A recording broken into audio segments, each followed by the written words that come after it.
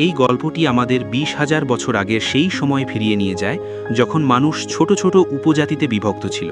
গল্পটিতে প্রাচীন ইউরোপীয়দের উপজাতিতে বসবাস এবং একসাথে শিকার করার চিত্র তুলে ধরা হয়েছে। এই উপজাতির নেতা এয়ারগানের সাথে পরিচয় করিয়ে দেওয়া হয়েছে। কয়েক মাসের মধ্যে শীতকাল আসছে।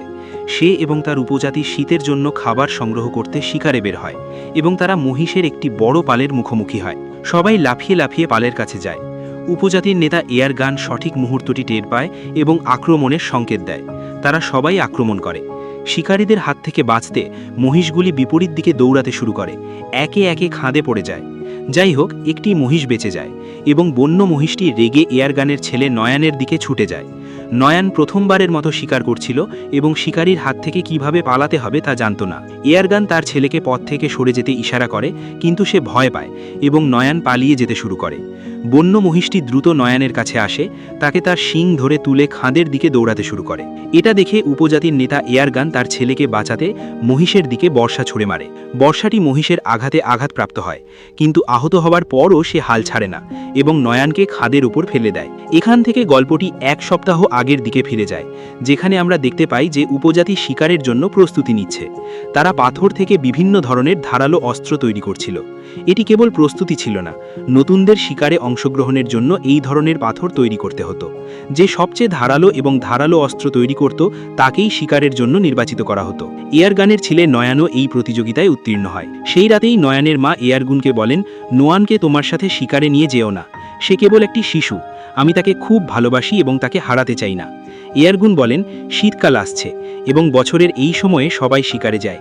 আমরা যদি শিকারে না যাই তাহলে আমরা না খেয়ে মারা যাব এবং নয়ানকে নিজেকে আমার ছেলে হিসাবে প্রমাণ করতে হবে। পরের দিন সকালে উপজাতি শিকারের জন্য রওনা হচ্ছে, কিন্তু নয়ানের মা নয়ানের জন্য চিন্তিত যে তার ছেলের কিছু হতে পারে। কিন্তু এয়ারগুন তাকে আশ্বস্ত করে, চিন্তা করো না, নয়ানের কিছু হবে না, এবং তারা সবাই রওনা দেয়। একটু এগিয়ে আরেকটি উপজাতি আসে। তারাও শীতের জন্য খাবার সংগ্রহ করতে শিকার করতে বেরিয়েছিল। দীর্ঘ যাত্রার পর তারা সবাই তাদের পূর্বপুরুষদের দ্বারা নির্মিত একটি পাথরের কাঠামোর কাছে পৌঁছায়। এই যাত্রা খুবই বিপজ্জনক এবং তাদের অনেক পূর্বপুরুষ এতে প্রাণ হারিয়েছেন। এই কারণেই তারা তাদের পূর্বপুরুষদের স্মরণে এই পাথরের কাঠামোটি তৈরি করেছিল। তারা হাঁটতে হাঁটতে তারা একটি বুনো শুয়োর দেখতে পেল, যা তারা বর্ষা দিয়ে ছুঁড়ে মারল। এয়ারগুন তার ছেলে নয়ানকে এটিকে মেরে ফেলতে বলল, কিন্তু নয়ান আগে কখনো স্বীকার করেনি। এতে সে ভীত হয়ে পড়ে এবং নয়ান তাকে হত্যা করতে অস্বীকৃতি জানায়। তাই এয়ারগান তার হাত থেকে পাথরের ছুরিটি ছিনিয়ে নেয় এবং বুনো শুয়োরটিকে হত্যা করে। এরপর এয়ারগান তার ছেলেকে বলে, তুমি এত কাপুরুষ হয়ে উঠবে আমি কখনো কল্পনাও করিনি। এখানে কেবল শক্তিশালীরাই বেঁচে থাকে, এটাই জঙ্গলের নিয়ম। রাতের অন্ধকারে যখন তারা তাদের শিকারকে গ্রাস করছে, তখন অদ্ভুত শব্দ শোনা যাচ্ছে। এয়ারগুন সবাইকে সতর্ক থাকতে সতর্ক করে। হঠাৎ একটি সিংহ উপস্থিত হয় এবং ছেলেদের একজনকে ধরে নিয়ে যায়। পরের দিন সকালে তারা ছেলেটির স্মৃতিতে একটি ছোট সমাধি তৈরি করে এবং শিকারের সন্ধানে তাদের যাত্রা চালিয়ে যায়। কিন্তু অনেক মাইল ভ্রমণ করার পরেও তারা কোনো শিকার খুঁজে পায় না। সারাদিন হাঁটার পর তারা রাতের জন্য একটি গুহায় বিশ্রাম নেওয়ার সিদ্ধান্ত নেয়। সেখানে এয়ারগান তার ছেলে নয়ানের হাতে কিছু তারার ট্যাটু করে। তাকে বলে যে এই তারাগুলি রাতের আকাশে দেখা যাবে এবং যতক্ষণ তুমি তাদের অনুসরণ করবে ততক্ষণ তুমি বাড়ি ফিরে যাবে। আসলে এটি এক ধরনের মানচিত্র যা নির্দেশ করে যে তাদের বাড়ি কোথায়। শিকার করতে গিয়ে কেউ যদি হারিয়ে যায় তাহলে তারা এই মানচিত্র ব্যবহার করে বাড়ি ফেরার পথ খুঁজে পেতে পারে। সকালে তারা আবার শিকারের সন্ধানে বের হয় এবং তারপর তারা বুনো মহিষের পায়ের ছাপ দেখতে পায়, যা সকলকে আনন্দিত করে। তারপর তারা বুনো মহিষটিকে শিকার করতে শুরু করে। এখানে সেই দৃশ্য আসে যখন একটি বুনো মহিষ নোয়ানকে পাহাড় থেকে ছুঁড়ে ফেলে। গল্পটি বর্তমানের দিকে ফিরে যায়, যেখানে দেখানো হয়েছে যে নোয়ানকে পাহাড় থেকে ফেলে দেওয়ার পর সে পড়ে যায়, কিন্তু সে পাথরের মধ্যে একটি পাথরের সাথে লেগে থাকে। এয়ারগান দ্রুত এসে তার ছেলেকে বলে, হাত ছাড়ো না, আমি তোমাকে বাঁচাবো। কিন্তু ঠিক তখনই নোয়ান যে পাথরটি ধরে আছে তা ভেঙে যেতে থাকে। নোয়ান পাথরের সাথে ধাক্কা খায় এবং পাথরের মাঝখানে একটি ছোট পথে পড়ে। এয়ারগান তার ছেলেকে বাঁচাতে যাওয়ার চেষ্টা করে, কিন্তু তার গোত্রের সদস্যরা তাকে থামায়। তারা বলে, এখান থেকে আর কোনো পথ নেই, তোমার ছেলে আর এই পৃথিবীতে নেই। আমরা তোমাকে হারাতে চাই না। তুমি আমাদের গোত্রের নেতা, আমাদের সকলকে রক্ষা করা এবং আমাদের বাড়ি ফিরিয়ে নেওয়া তোমার দায়িত্ব। কিন্তু এয়ারগান শুনতে রাজি হয় না। সে সারা রাত পাহাড়ের ধারে বসে তার ছেলেকে ডাকতে থাকে, কিন্তু অবশেষে সে বুঝতে পারে যে তার ছেলে আর এই পৃথিবীতে নেই এবং যখন তার ছেলে পরের দিন সকাল পর্যন্ত ফিরে আসে না, তখন তার সমস্ত সঙ্গী নুয়ানের স্মৃতিতে একটি ছোট পাথরের সমাধি তৈরি করে এবং তাদের শিকার নিয়ে উপজাতির দিকে ফিরে যায়। তারা চলে যাওয়ার কিছুক্ষণ পরেই একটি শকুন নুয়ানের উপর এসে পড়ে এবং ঠোকর মারতে শুরু করে, কিন্তু সে তাকে খেয়ে ফেলার আগেই নয়ন জেগে ওঠে। সে শকুনটিকে নিচে ফেলে দেয় এবং তার বাবাকে ডাকে, কিন্তু কোনো সাড়া পায় না। এর অর্থ হলো সবাই চলে গেছে এবং কেউ তাকে সাহায্য করতে পারে না। সে হাল ছাড়তে অস্বীকার করে এবং পাহাড়ে ওঠার চেষ্টা করে, কিন্তু সে খুব বেশি উঁচুতে উঠতে পারে না। নিচে একটি গভীর খাদ রয়েছে এবং সম্ভবত ভাগ্য তাকে জীবনের দ্বিতীয় সুযোগ দিতে চায়। কিছুক্ষণ পরে প্রবল বৃষ্টি শুরু হয় এবং খাদটি ধীরে ধীরে নদীতে পরিণত হয়।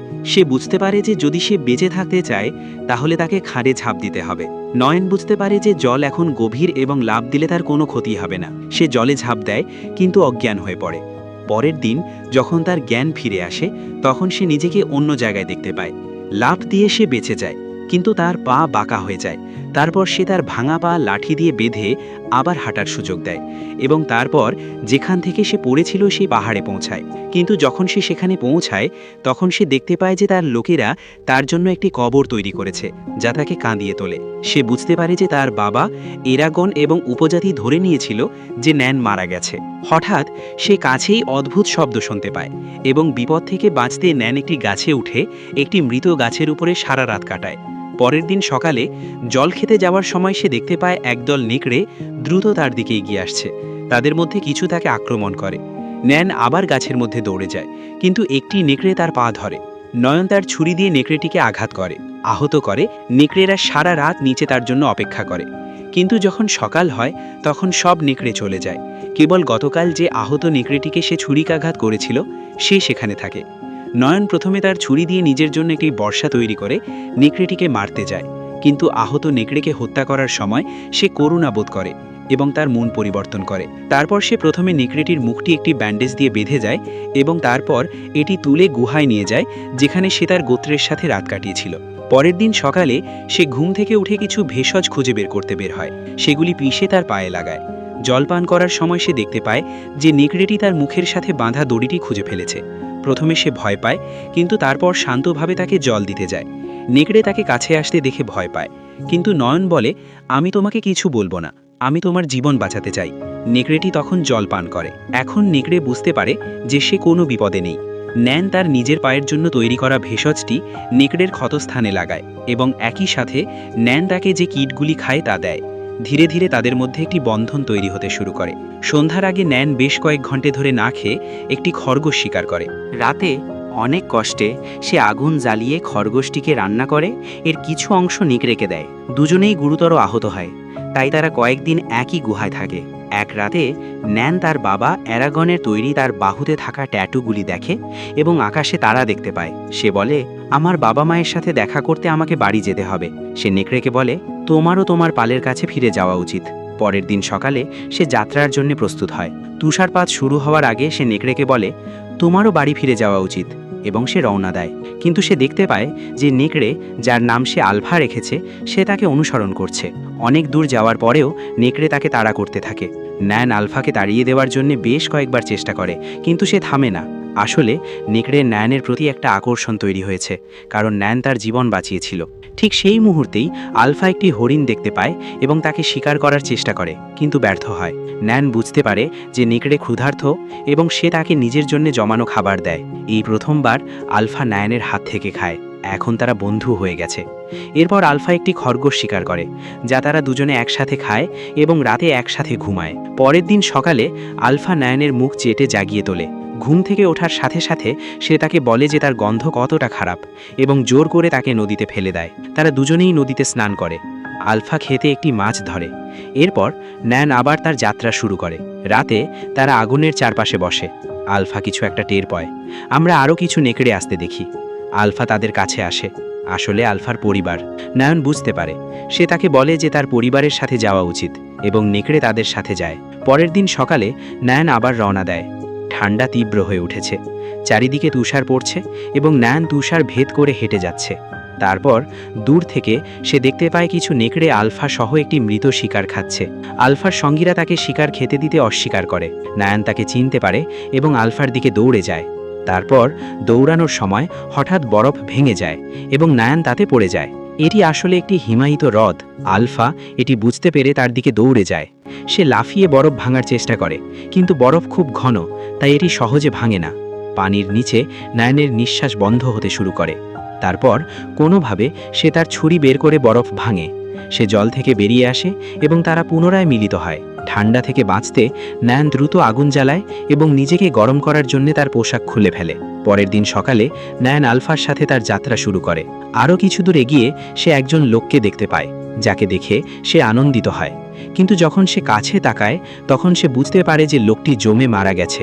এই দৃশ্য তাকে গভীরভাবে দুঃখ দেয়। তারপর নায়ান লোকটির তাঁবুতে ঢুকে যায়, কিন্তু সেখানে সে তার পছন্দের কিছুই খুঁজে পায় না। নুয়ান লোকটির তীর ধনুক নিয়ে এগিয়ে যেতে থাকে। তারপর সে দেখতে পায় হাইনারা তাদের শিকার করতে আসছে। তারা দুজনেই প্রাণ বাঁচাতে দৌড়ে একটি গুহায় প্রবেশ করে। তারা হাইনাদের হাত থেকে পালিয়ে যায়, কিন্তু এখন তারা আরও বিপজ্জনক একটি প্রাণীর বাড়িতে প্রবেশ করেছে। এই গুহাটি একটি কালো প্যান্থারের। কালো প্যান্থার নায়ানকে আক্রমণ করে, কিন্তু সে তার কাছে পৌঁছানোর আগেই আলফা তাকে আক্রমণ করে। তারা যখন লড়াই করে তখন নায়ান আলফার দুর্বলতা দেখে কালো প্যান্থারের দিকে তীর ছুঁড়ে তাকে হত্যা করে। আলফা বেঁচে যায়, কিন্তু লড়াইয়ে সে অসংখ্য আঘাত পেয়েছে। নায়ান তারপর আলফার ক্ষত সারিয়ে তোলে, তার জীবন বাঁচানোর জন্য তাকে ধন্যবাদ জানায় এবং তাকে কখনো ত্যাগ না করার প্রতিশ্রুতি দেয়। পরের দিন সকালে তারা দুজনেই আবার তাদের যাত্রা চালিয়ে যায়। অনেক মাইল ভ্রমণ করার পর নিওয়ান অবশেষে তার পূর্বপুরুষদের তৈরি দুর্গটি খুঁজে পায়। এটি দেখে সে অত্যন্ত আনন্দিত হয় এবং বুঝতে পারে যে সে সবসময় সঠিক পথে ছিল। সে এখন তার গোত্র থেকে খুব বেশি দূরে নয়, সে শীঘ্রই তাদের কাছে পৌঁছাবে। তাই সে তার যাত্রা চালিয়ে যায়। কিন্তু কিছুক্ষণ পর আলফা ভেঙে পড়ে। দুর্বল ও আহত অবস্থায় সে আর হাঁটতে পারে না। সময় নষ্ট না করে নিওয়ান আলফাকে কোলে তুলে নেয় এবং উপজাতির দিকে যাত্রা শুরু করে। তুষার ঝড় প্রচণ্ড এবং নিওয়ান কয়েক সপ্তাহ ধরে ভ্রমণ করছে, যার ফলে তার যাত্রা ক্রমশ কঠিন হয়ে উঠছে। কিন্তু সে অবিচল থাকে, ধীরে ধীরে উপজাতির দিকে এগিয়ে যায়। একটি নির্দিষ্ট স্থানে পৌঁছে সে দূরে তার উপজাতি দেখতে পায়। ইতিমধ্যে তার বাবাও দূর থেকে কাউকে এগিয়ে আসতে দেখেন। এতদিন পর তার বাড়ি দেখে তার আনন্দ সীমাহীন ছিল। এরপর সে কোনোভাবে তার উপজাতির কাছে পৌঁছতে সক্ষম হয় এবং ভেঙে পড়ে। নিওয়ানকে দেখে তার বাবা মা দৌড়ে আসে। তারা বিশ্বাস করতে পারে না যে এটি তাদের ছেলে। তারা দুজনেই ধরে নিয়েছিল যে সে মারা গেছে, কিন্তু এখন তাকে জীবিত দেখে তারা অত্যন্ত আনন্দিত। তারপর নিওয়ান তার বাবাকে আলফাকে বাঁচাতে বলে। এই বলে নিওয়ান অজ্ঞান হয়ে যায়। কয়েক ঘন্টা পরে যখন সে জেগে ওঠে তখন সে তার বাড়িতে। তার বাবা মা এবং উপজাতির সদস্যরা তার চারপাশে বসে আছে। আলফা কাছাকাছি পড়ে আছে, কিন্তু তারপর তারা আবিষ্কার করে যে আলফা একজোড়া শাবকের জন্ম দিয়েছে। এটি নিওয়ানকে হতবাক করে দেয়। এর অর্থ হলো আলফা একটি নেকড়ে ছিল এবং গর্ভবতী হওয়া সত্ত্বেও আলফা নিওয়ানের সাথে যাত্রার প্রতিটি পদক্ষেপে ছিল। এটি দেখে নিওয়ান তাকে জড়িয়ে ধরে এবং আন্তরিকভাবে তাকে ধন্যবাদ জানায়। গল্পের শেষে আমরা দেখতে পাই যে কয়েক সপ্তাহ পরে আলফার শাবকগুলো বড় হয়েছে। এটি একটি নতুন যুগের সূচনা করে। এখানে মানুষও প্রাণীদের সাথে বন্ধুত্ব করতে শুরু করেছে। শেষ পর্যন্ত দেখানো হয়েছে যে অনেক কষ্ট সহ্য করার পর নিওয়ান অবশেষে আলফা এবং তার শাবকদের সাথে বাড়ি ফিরে আসে। গল্পটি এই দিয়েই শেষ হয়। এরকম মজার মজার গল্প পেতে আমাদের চ্যানেলটি সাবস্ক্রাইব করুন।